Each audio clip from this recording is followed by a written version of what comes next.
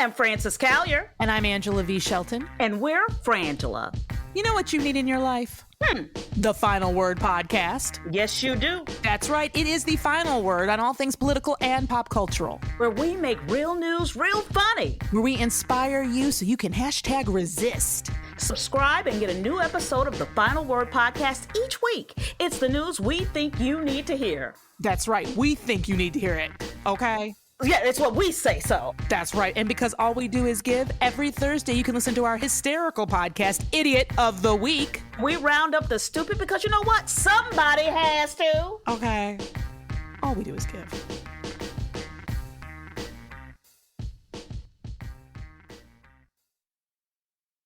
Hey Buzzkills, quick show note. This episode you're about to listen to was recorded live from Netroots Nation in July of 2023. Enjoy.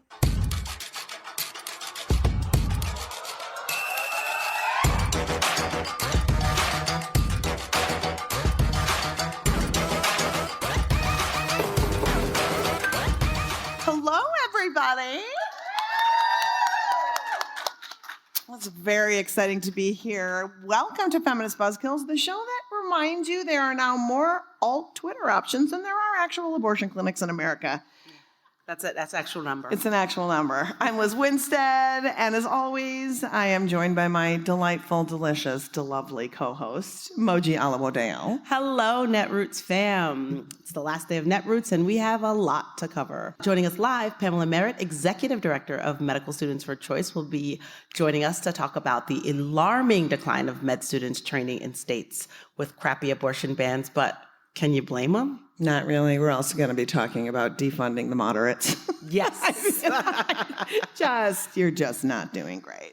We're also going to talk today about fake clinics. There are these miserable anti-abortion centers that are just out here in these fact-free streets running a grift, trying to convince abortion seekers to keep their pregnancies no matter what. You may know about them, you may not know about them, but we're going to drill down on the history of them and then what they are up to now. When we get to that, we have a lot of story about these places, including one woman's story of being told at one of these clown clinics that her pregnancy was totally fine when it was anything but, and how she's fighting back. That's right. Plus, we dumps the latest repro news on you, so let's get to that right now, Moj. Woo! Because the best gift to give someone with limited options is even less options. In the year since the end of Roe, the National Domestic Violence Hotline reported that there's a 99% increase in abuse and reproductive coercion, and not just in states with abortion bans. This fact surprises no one who's been paying attention. One of the most prevalent causes of death for pregnant people is being killed by their intimate partner. But when the state says your body's not your body, abusers find it really easy to wholeheartedly co-sign. Indeed. Idaho? No, Utaho. We do love that joke. Thank you. Activists in the Russet Belt state filed a lawsuit against one of the most egregious abortion restrictions to come out since Dobbs.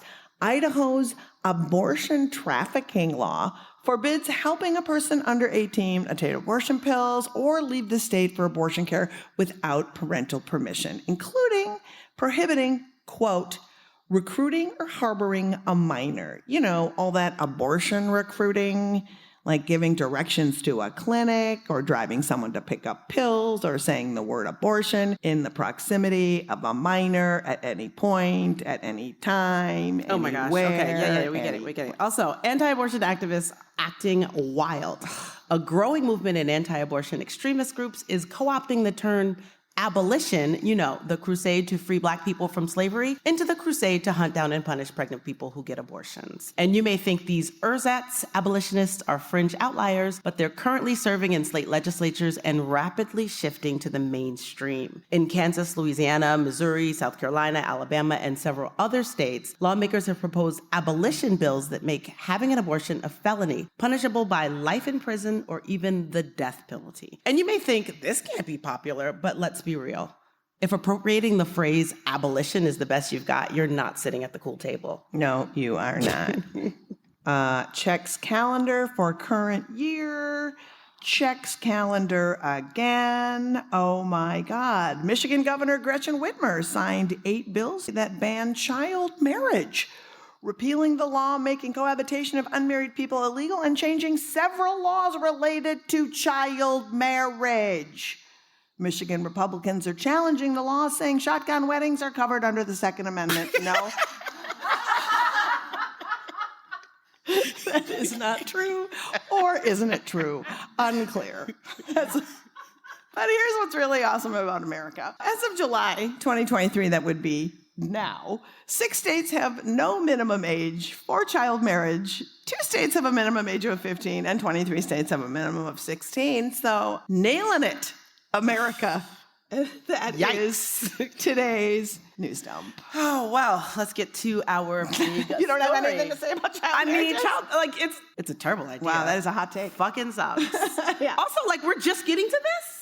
I know, this is what I don't understand. It's also the fact that would be 6 and 2 and 23. And what is my math here? 6 and 2 and 8, 23. That would be, 31 states that effectively allow people under 16 to get married to creepy, Older cryptastic. people. Yeah. Seems like it's not a recipe for good things. All right. Should we get to our big story? Let's get to our big story. Set us off, Liz. All right, I'm gonna. So, as I billboarded earlier, we're talking about fake clinics. Just in looking in the room, how many of you are new to the term fake clinic? Anybody? Oh my God, we have a team of amazing people in this room. Yeah. Well, for those of you listening at home that are like, fake clinics, what does that mean? Well, they are fake abortion centers that are deliberately located near reproductive health centers and abortion providers and purposely use similar names in order to confuse patients visiting clinics seeking abortion care. These facilities create websites that appear on inline searches that look like legitimate abortion providers, but are anything but, just to lure people in to convince them solely for the purpose of not only keeping their pregnancies, but really damaging and giving false information around what abortion access looks like. Now, the reason we're talking about them is an abortion access front, which is, for those of you who don't know, the producers of our podcast, Moji and I both work there. We have a program called Expose Fake Clinics that is really working hard to elevate what these people are doing and what these clinics are doing. And since Dobbs, they have grown at an alarming rate. And also, one of the things that we're going to dive into a little more, but they seem sometimes to be these little mom and pop shops, but usually they are funded and managed by huge national, well-funded organizations. And again, all they do is oppose abortion and offer medical disinformation and work as hard as they can to keep people who may want real options or other choices from at all accessing abortion. Right. That's sort of a broad, these places suck. What do they actually do, right? We're going to get into some specific stories in a second, but both Moji and I were lured in by them in different points of our lives. I, at 16, pregnant, high school, you don't want to tell anybody, so you're freaked out, right? So I'm riding on the bus, and I see a sign that says pregnancy tests, choices, options. And I'm 61 years old. And back in the 1970s when this happened, pregnancy tests weren't available. They were brand new. They cost $25. And so the only place you could get a pregnancy test was one of these places. It wasn't just pee on a stick and everybody's quiet. So I went when I was on the bus, and a person came out of a door wearing a lab coat. And this is one of the techniques. It is a layperson in a lab coat pretending to be a doctor. Doctor cosplay. And then also pretending to be a person of God, right? So they give you the pregnancy test, they tell you results, and then they bring out a book version that's about this big of the same posters that you see outside of the clinics, all of that fetus porn that they have. And then they go through that this is what you will be doing to your baby if you have an abortion. And I was so freaked out. And I was like, well, is there a place that you can recommend for abortion? And they said, no, the only options that you have are mommy or murder. And so And so Moji, I know you've had an experience also. Yeah, my experience was different. I was 24. I was post-college. I was in New York, Midtown Manhattan, one of the most liberal states in the country. And I found myself pregnant. I knew from the minute I suspected I was pregnant, I didn't want to be pregnant any longer. And so again, one of these signs, pregnant, need help. So I followed the sign. I went to this doctory looking place in, again, Midtown Manhattan, and took a pregnancy test. And I was like, okay, it turns out I'm pregnant. I don't want to be pregnant. I'm interested in the abortion pill. I have no idea why I knew about the abortion pill in 2004, but I did. I was like, I would like the abortion pill. And they were like, ooh, we don't have them, but come back next week. And I was like, okay, sure. People run out of things. And I left. And then I called a week later and I was like, hey, have you gotten your abortion pills yet? And they were like, oh no, you should come in. And I was like, this is terrible customer service. I'm calling a hospital. And I got my abortion at a hospital. That's the end of the story. But we have been tracking this for such a long time, and we know stories of people who have gone in and been told to take off their clothes, and they put on a hospital gown, and they have their clothes taken away and their phone taken away. So they're trapped in an exam room without their belongings. And then these people lay into them with non-factual lies. Abortion causes cancer, abortion causes infertility, abortion causes mental illness. And then they shame you for being a sexual person. You know, it's a place where people who need help are going to seek guidance, advice, anything. And they prey upon them in the most horrific ways. And I also want to get into how they place themselves near existing clinics and use all the tactics they can to lure people into them, even if they're right next door. We were in Minnesota a few years ago, and a woman had just had a child. She was seeking abortion. She had an appointment at the real clinic. On her way into the clinic, some of these antis grabbed her, pulled her into the clinic, kept her there for like a half hour. And she was like, I have an 8-month-old. I know what parenthood is. I know that I don't have the capacity right now for it. They kept her there for a half hour. She almost missed her appointment. And so when she'd finally gotten the abortion she needed, she was like, can someone walk me past these people because they're scary and I'm afraid? And this is not compassionate care for anyone. At that same clinic, it's right across the street from the actual clinic. Part of what we do at Abortion Access Fund is we go and help clinics do stuff. And we were planting their gardens for them and doing some upkeep. And when I sat down in the lobby to get on the Wi-Fi, I clicked on the Wi-Fi, and the first thing that popped up was a Wi-Fi called Don't Kill Your Baby. So their Wi-Fi was stronger than the Wi-Fi at the clinic, and so that's what popped up. And if you click on these unsecure Wi-Fi, a lot of times the fake clinic can then get your data if it's a pineapple, and so that person can get tracked by the fake clinic and send them text messages that say, did you kill your baby today? This is the kind of shit that's happening. So this is the emotional reality of how fucking terrible they are. Let's talk about some specifics that have happened since February of this year. Yeah, so one story we read, which is terrifying, a nurse, an anti-abortion nurse, she's a Christian, and she was like, you know what, in my downtime, what I want to do is volunteer at a fake clinic and let women see what's in their uterus when they think they're pregnant so they can use a sonogram to see the beauty of life. So she started working at this clinic. She took an online sonogram class sponsored by the clinic. And while she was doing this sonogram, can I just say one thing? Yeah. Anybody can take this online sonogram class. You don't have to be a nurse. You can be just a regular person on the street who takes their online sonogram class and then is qualified to do ultrasounds on people. So this nurse was doing transvaginal ultrasounds, which you may or may not know means it's inside your hoo-ha. And while she was doing these, she realized that there were some problems with the disinfectant they were using. There were two main problems. One, the antiseptic they had was known to be ineffective in killing the HPV virus. The HPV virus causes 90% of cervical cancer. And so this that they were sticking in people's vaginas was basically not sterile, possibly passing HPV along with other possible infections. But also it said on it, it was for external use only. It was not even meant to be used internally. It was expired, not for internal use, and they were using it for people. So she got a little freaked out because she was an actual nurse. So she was like, well, someone has to do something about this. And she talked to the people at the fake clinic she was working at. She tried to go as far as Kentucky licensing, but these places are not regulated. They don't have to be licensed. They don't have to be licensed. They cover under the professional licenses of the people who volunteer there, if they have professional licenses. But there's no one to come in and say, guys, stop using fake expired disinfectant. Guys, stop sticking things that are unsanitary into people. It's a little terrifying. This story, why do we not all know this story? Right. It's because sexism, because white supremacy, because the media doesn't want to really elevate and push this. And because while we all here might know about fake clinics a little bit or hear this, the media, politicians, they don't know what's happening. Even the right-wing politicians, they literally think these places are providing some kind of maternity care for people. And so that's why it was so important for us to really tell this story. Now, this person, I don't even know where this case is going. And it's really hard because a lot of times too, this is not isolated. People having harm experiences at these places happens all the time. But so often when people are seeking care, they can't report it. They're in a circumstance where they can't report it. They don't know who to report it to. Maybe they continued their pregnancy and they live in a circumstance where anybody finding out they might have sought out questions about seeking abortion care.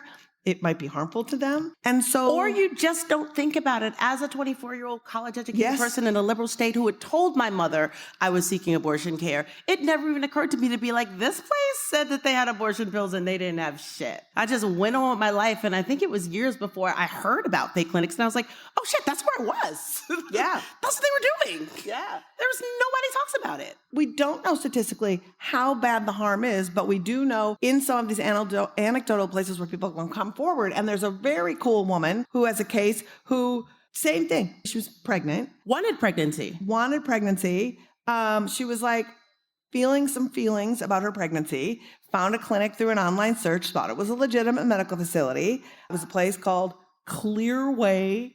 She conducted an ultrasound and diagnosed that the pregnancy was viable and in utero.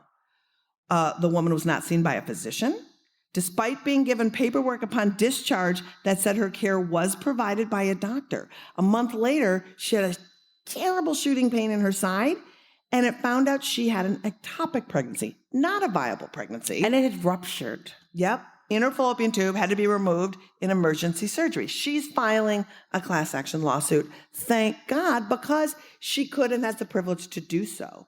Right? So if you're wondering how the fuck is this shit legal? Like, how did they get to exist? It makes no sense. So actually, California was like, wait, this is terrible years ago. And they were like, we're going to pass this act. We're going to pass the Reproductive Freedom, Accountability, Comprehensive Care, and Transparency Act, the FACT Act. And basically what this act was supposed to do is make it that these centers just had to say, we're not a medical center. We don't provide health care, but there are places in the state that do.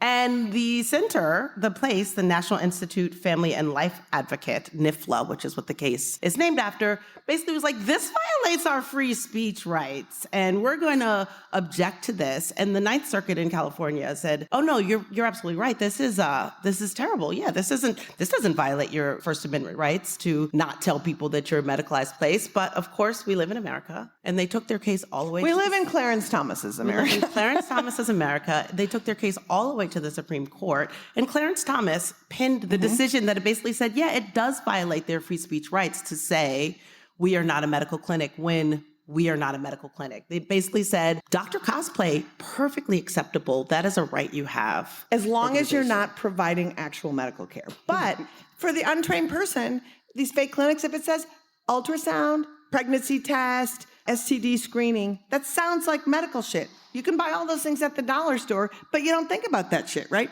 So they slap on a lab coat, serve up that shit, and Clarence Thomas says, yep, you get to do that. You just get to pretend to be a doctor all day long, every day in a fucking place.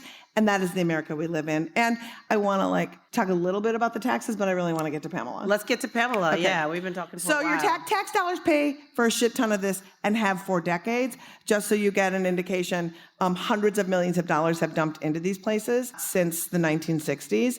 And it's only growing now post-Dobbs because these politicians who are ill-informed either A, are moderates and don't fight to stop it, or B, are conservatives who think they're providing actual care, but to the tune of hundreds of millions of dollars now. And they think that they're replacing actual abortion providers, and we're in a mess. So if you want to do something about it and want to learn about it, you can go to exposefakeclinics.com, which is our website, gives you opportunity to help uplift and raise.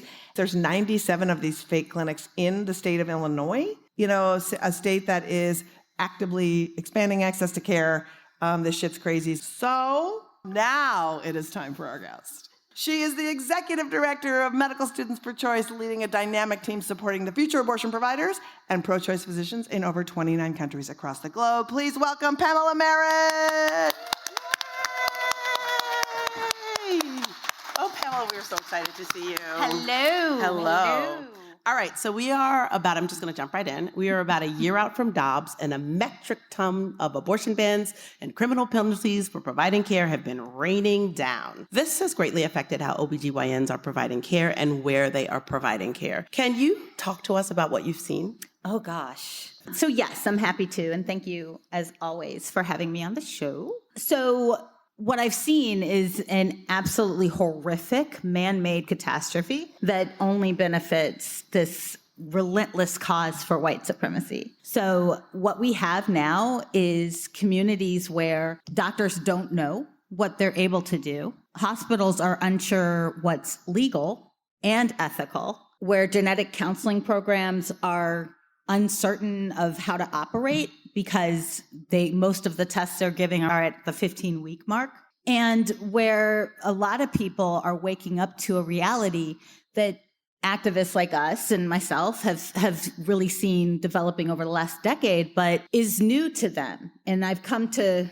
reconcile with the fact that there are people who aren't aware that this public health threat is happening. So it reminds me a little bit, I like to fall asleep to Ken Burns documentaries. So Net. yeah. I mean, prohibition. You can just wake up and it's only like about an hour and a half. Yeah. His documentaries are in real time. Yeah. Right? So Yeah. it's like, oh, I just fell asleep and they just went, the warriors went to bed. I'll just wake up when they are awake. Exactly. I mean, it's fantastic. So prohibition is one of my favorite. And it really does mirror the crisis that we're seeing now. People who were sanctimonious and thinking of themselves banned abortion and really didn't think about the fallout. And then now they're trying to say, well, that's not what I meant. But I don't know any hospital in the state of Texas that is going to take a risk with their license and their ability to provide health care to the community based upon what some legislator said, oh, I didn't mean that. So as a result, we have some of the most restrictive treatments of abortion law. And that means that on June 23rd of last year, they would have gotten miscarriage management. They would have been able to get counseling on a non-viable pregnancy. Most importantly, their bodily autonomy, the pregnant person, would have been told how they can maintain their future fertility. Now, that's not even a discussion. It's not about whether or not you're going to be able to have future pregnancies. It's about whether you're going to survive. And people are being sent into parking lots hemorrhaging. People are traveling via air flights to get care out of state while they are in miscarriage. And those feel like the extreme versions, but I can't tell you how lucky we are to even have those narratives. Because there are things happening that aren't being told, that we know are happening because of public health statistics, that's what wakes me up at 3:00 in the morning. But it's awful. It is absolutely awful.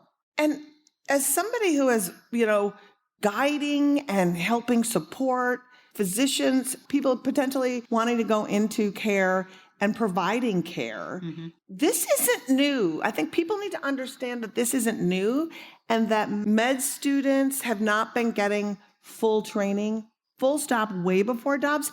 And the statistics of how ill-trained, because of the lack of med schools providing care, is astounding. And Pamela, I wonder if you could just lay out some of the data on how little training there is and has been. Oh gosh, yeah. Medical Students for Choice, which is the organization I lead, was founded in 1993 because the anti-abortion terrorist who murdered Dr. David Gunn followed that up by sending a cartoon to a bunch of medical students all over the country that basically said, if you continue to pursue medical education in abortion, you're going to end up like Dr. Gunn. The result was different than what they were trying to spark. They wanted to terrorize these medical students. But the medical students were like, first off, hell no, I'm not going to be terrorized. No.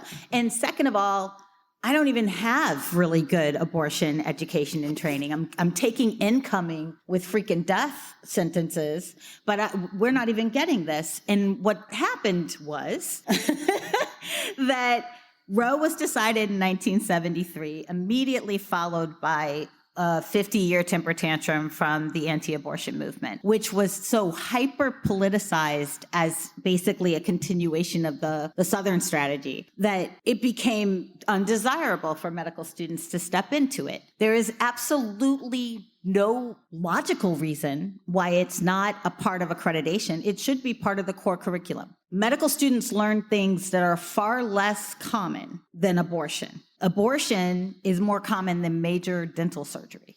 So when you're thinking about, well, why should they? Because I can't think of any medical condition or area of specialty where you don't have to consider whether or not the patient may be or may want to be in the future pregnant. I mean, I think maybe prostate cancer. But other than that, I'm thinking like people have to know whether before they can give you treatment for most things, whether or not you are or may soon be pregnant. 1 in 3 people will seek and have abortion care in their lifetime who are capable of pregnancy. So the fact that it's not part of the core curriculum shocks a lot of people. It's worse than that. Because it's not standard of accreditation for medical schools, there is no core curriculum. There's no common expectation. There's no standards that you have to get. So if you go to med school at a Catholic affiliated medical school, you might learn that life begins at conception. You might learn that birth control causes cancer, which is a lie. You might learn the Catholic dogma, not medicine. And if you go to a really, normal, I hate to say that, but normal medically sound medical school, you're going to learn a robust, medically accurate curriculum that will help prepare you, regardless of your concentration, to be a good provider and improve the public health. And as a patient, you're not going to know the difference until you're there. Yes, you will not know. But what I remember from, back in my blogging days, I talked to one woman who was a lesbian who went to an OB/GYN appointment in California and was told that she was going to have surgery. When she was talking about the post-surgical care, the doctor didn't understand how lesbians have sex. So wasn't giving her medically accurate information about what she could and could not do with her partner after having a surgery or after having a condition. That's something that was not taught. So when you think about what doctors aren't getting, that impacts the care that they can give. And now more than ever, I'll just say, when you have abortion bans, you have people seeking information from all kinds of doctors. So people tend to, at least I do, tend to seek medical information from the doctors I'm most comfortable with. So that would be my allergist and my therapist. So they need to be used to and comfortable hearing conversations from, I trust you. What is the abortion pill? Why do people keep talking about 2 medicines? And every single doctor, every MD should be able to answer that question with confidence in a medically accurate way. And Pamela, I just want to also say too that because there is no standard of training, there are medical schools that you would think are great medical schools, that the abortion training is sometimes a one-time webinar or a pamphlet that you get. And that is considered some part of training. So they can say they're trained. Yes. And this to me is a wonderful example. I love my job. And I love my job because I center med students. I get to work with amazing, incredibly inspiring people who are fighting, literally fighting. They join Medical Students for Choice to fight and advocate for more training and more education. They're already at med school. They're exhausted. And they go to additional training. So to get the abortion training and family planning training that they need, they have to take electives. And I'm not talking about just Catholic affiliated schools anymore because Dobbs happened. We're talking about the University of Wisconsin at Madison. Right. We're talking about major systems. And in the state of Texas, I don't think that's even possible because how do you travel out of state to learn about abortion in a state that has a bounty if you travel out of state? Right. I just, in sort of prepping for this, I was like, oh, Senator Tommy Baldwin and Patty Murray from Wisconsin and Washington have recently introduced Reproductive Health Care Training Act, which in theory would allow $25 million a year for med students to leave states with the restrictive abortion laws to train in other states. Now, this sounds great in a like lemons out of lemonade kind of way, but do you see this pushing the needle in ensuring that we have more med students able to, be energized around providing care or just getting the training that they need? We are in a training crisis. Right. And a training crisis means that we're about 2 years out from a provider crisis. We're already in a provider crisis. The United States has a physician shortage, and it is particularly felt in rural and suburban areas. This only made it worse because now you have literally the regionalization of OB/GYN care. I think the last match was in March. We already have data and a match is when medical students match with a residency program. We know that in huge, like over 15, 20% of medical students did not even try to match in a state with an abortion ban. That's not just medical students who want to go into obstetrics and gynecology. Right. That's medical students who don't want to live in a state where if they get pregnant, they do not have the right of bodily autonomy. And that's a lot of med students. People are in their prime reproductive age when they're residents. So, we're already in a crisis. I think it's a crisis response, and I respect that. We need crisis responses, and we need a strategy. Right. And it feels like, again, I get so annoyed that whenever there is a kernel of something that seems positive, Democrats, liberals, everybody's like, oh, great. Okay, we're going to now take a 75-week vacation because we did a little thing, right? And we have to stay on it. And I think that when we think about this, Pamela, and I want to talk to you about this because you and Moji and I talked about it earlier before the pod started, and that is things that seem reasonable within this bullshit moment. Celebrating these South Carolina people who are pro-life, but they will agree to a 12-week abortion ban or a 15-week abortion ban, and emphasizing and giving language, especially for progressive and democratic folks, like at this conference, like I've heard people say to me things like that they think that seems like reasonable. And can you just speak to the fact that no abortion ban is reasonable? Liz, no abortion ban is reasonable, nor are they medically accurate, nor are they medically necessary, nor are they going to make the freaking conservatives happy and invite you to play on their kickball team. Abortion compromises are a big lie. They are an absolute horrific lie that only serves the dark side. And what feels reasonable, what I think it's an examination that the lefty needs to have. If a lefty feels that a compromise is necessary, then they need to examine why they are uncertain about abortion. Mm-hmm. Why do you not believe that abortion is popular when 1 out of 3 people will have one? Why do you not believe that the public, when messaged on abortion, will respond? And I really do feel if they do that exercise, they'll realize, oh, wait, this is an issue that should have never been wedged, that was never a fringe, that should have been front and center for the last 50 years. But now we have an opportunity to build something. Yeah.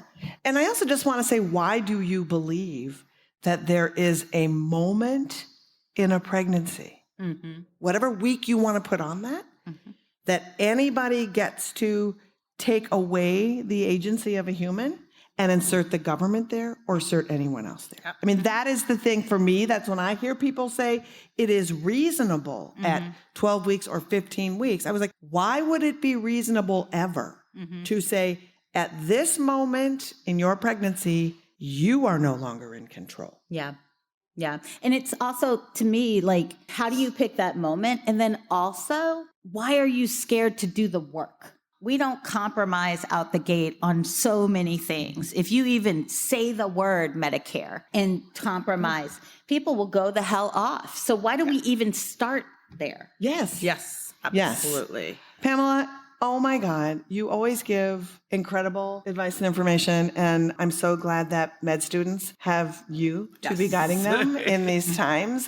Tell people where they can find you You can find me, Pamela, on Twitter at SharkFoo. And I'm pretty sure I'm on Threads at SharkFoo and Blue Sky at SharkFoo too. And you can find Medical Students for Choice at msfc.org.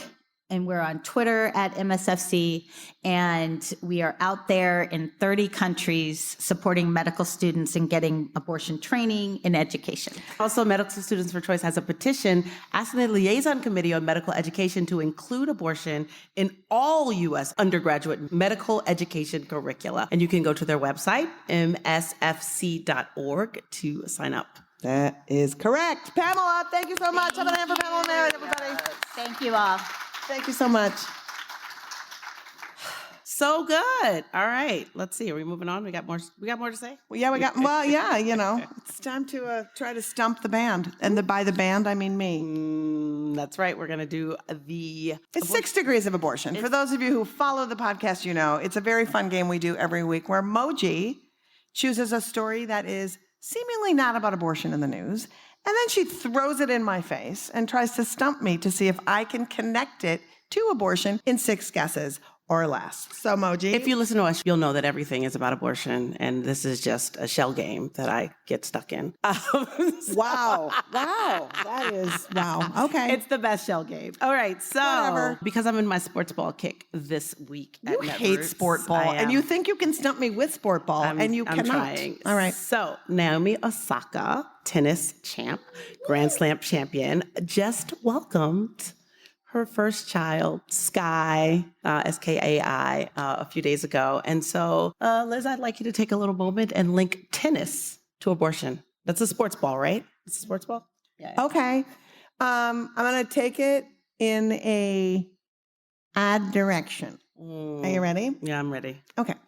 The direction I'm taking it in is Billie Jean King was a tennis player.